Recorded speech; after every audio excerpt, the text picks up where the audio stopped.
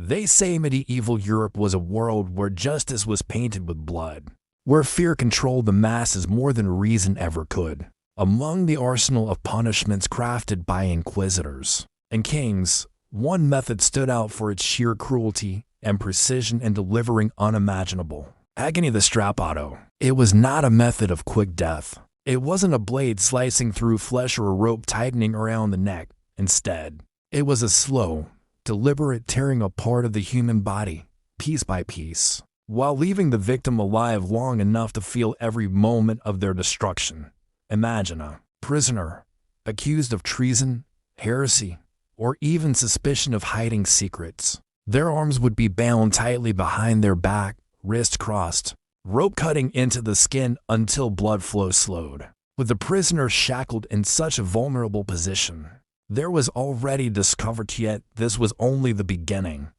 A rope tied to the bound wrist was thrown over a sturdy beam or pulley, often in the center of a cold dungeon chamber. The torturer would then begin hoisting the victim into the air, slowly, their body lifted from the ground, weight pulling mercilessly against twisted shoulders. The first sound was usually a grunt of pain, followed by the sharp pop of ligaments stretching beyond their natural limits. Within moments, the shoulders would wrench out of their sockets. Joints that once gave freedom of movement were destroyed, replaced by sharp, burning torment. The victim dangled helplessly, their entire body weight tearing down on their ruined arms. Those who watched often described the screams as unlike anything human.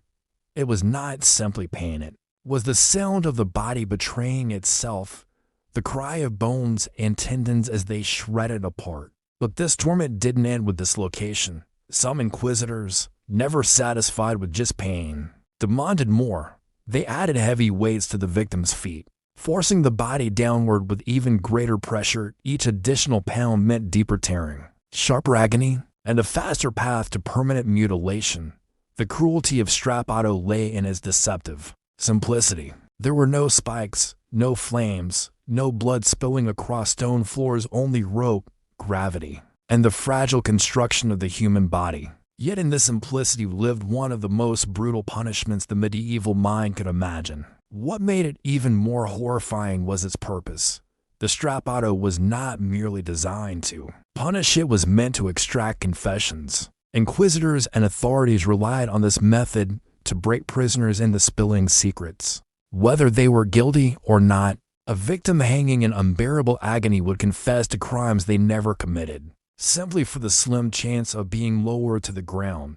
The psychological torment was as devastating as the physical. Victims often entered the chamber knowing exactly what awaited them. They had seen others emerge permanently crippled, arms dangling uselessly, shoulders twisted grotesquely, unable to ever raise their hands again. Some never recovered at all, living the rest of their lives as broken shells of who they once were. Survivors spoke of the sound most vividly. The sickening snap of bones dislocating echoed in the chamber long after the screams died down. For onlookers, it was a warning.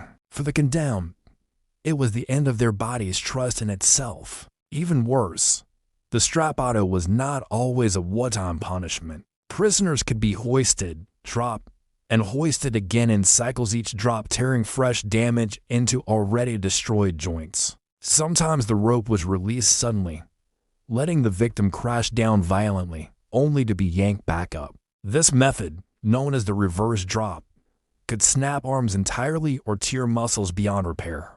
Church inquisitions during the darkest years of medieval Europe became notorious for using this torment. Heretics, witches, and supposed enemies of faith were dragged before wooden beams, their cries seen not as suffering, but as proof of guilt. Whether innocent or not, the Strappado made everyone confess. Some rulers used it as a tool of fear.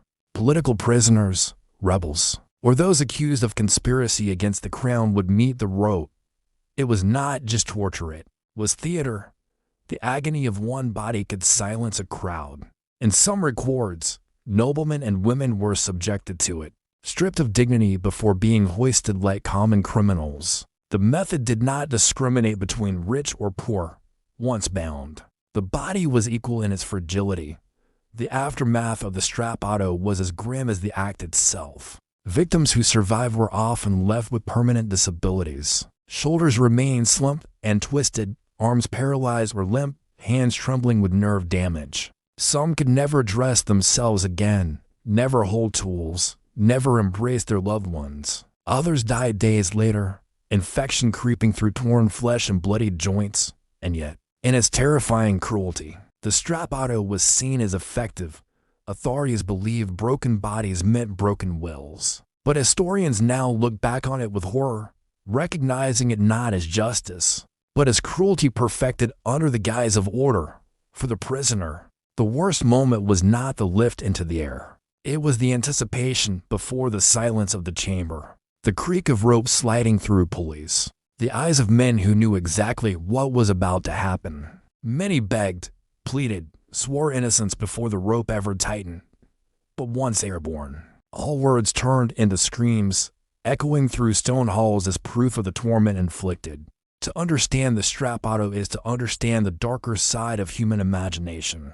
It required no blade, no fire, only the knowledge of anatomy and the will to inflict suffering. It was pain disguised as truth-seeking, cruelty disguised as justice, and its legacy remains etched into the pages of Europe's darkest history.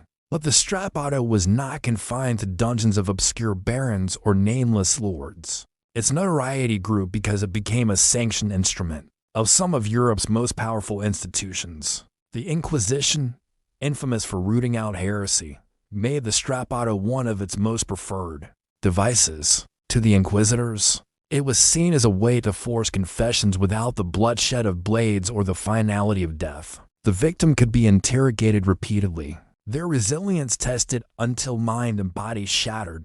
Imagine the scene: a dimly lit chamber, cloaked in incense and whispers of Latin prayers. The accused, often terrified peasants, scholars, or even nobles, found themselves bound, their arms forced unnaturally behind their backs.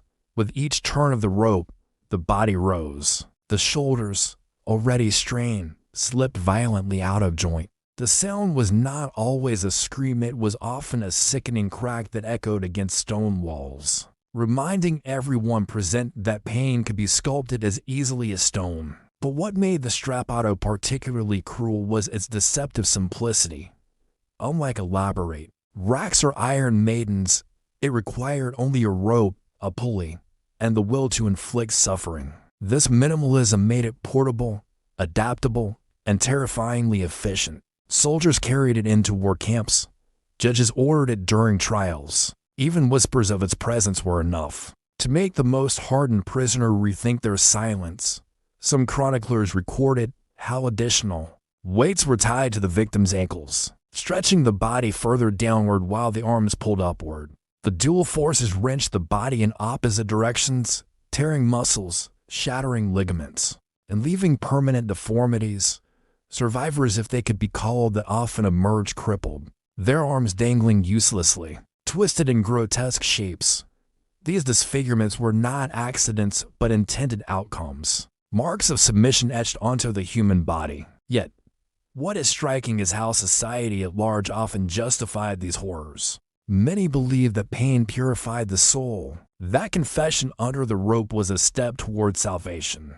The cruelty was cloaked in righteousness, making it all the more insidious. Priests stood beside torturers, praying as bodies swung like broken pendulums. Justice, in their eyes, was inseparable from torment. Accounts survive of noble figures subjected to the Strappado. In some cases, political prisoners found themselves hoisted high not only for confessions, but as warnings to rivals. The higher the rope, the deeper the humiliation. Crowds sometimes gathered outside chambers, hearing faint cries, their imaginations filling in the darkness with nightmares of what lay inside. To them, the Strappado became not just a tool of justice, but a symbol of fear, an invisible rope that tied society together under obedience. The long-term effects of this torture were equally devastating. Imagine being released after hours of agony. The victim's arms would often hang lower than normal, nerves severed, muscles torn. Many never regained full use of their bodies, Daily life became impossible. Eating, working, even embracing loved ones turned into reminders of their torment. In this way, the Strappado was not only punishment, but a lifelong sentence, carving its presence into every movement of its survivors. As Europe transitioned through the centuries, the Strappado did not disappear immediately. It lingered, adapting to new rulers and regimes. During the Renaissance, when art and science flourished, dark chambers still echoed with the creak of pulleys. Even as humanity painted ceilings with angels and measured the stars, it found ways to perfect suffering on earth. And this paradox, the coexistence of enlightenment and brutality, makes the Strappado not just a historical detail, but a symbol of how power manipulates morality. It was not always about justice, nor about truth. It was about dominance, about demonstrating that flesh could be broken as easily as spirit. The victims were not always guilty. In many cases, they were merely inconvenient, standing in the way of authority's will. The Strappado eventually fell out of favor as legal systems reformed, and Enlightenment thinkers condemned torture. But its legacy endured, whispered in histories, depicted in grim sketches, and remembered in the suffering of those who could never forget. Today, when we read about it, we are left with a chilling reminder: progress does not always mean compassion. Humanity can build cathedrals and still design ropes to break bones. What remains most haunting is that such methods, though centuries old, remind us of an uncomfortable truth: violence is never far from power. The Strappado may have vanished from Europe's courts, but the principle of using agony to control, to silence, to dominate still echoes through history. And so, when we look back at the Strappado, it is more than a medieval device.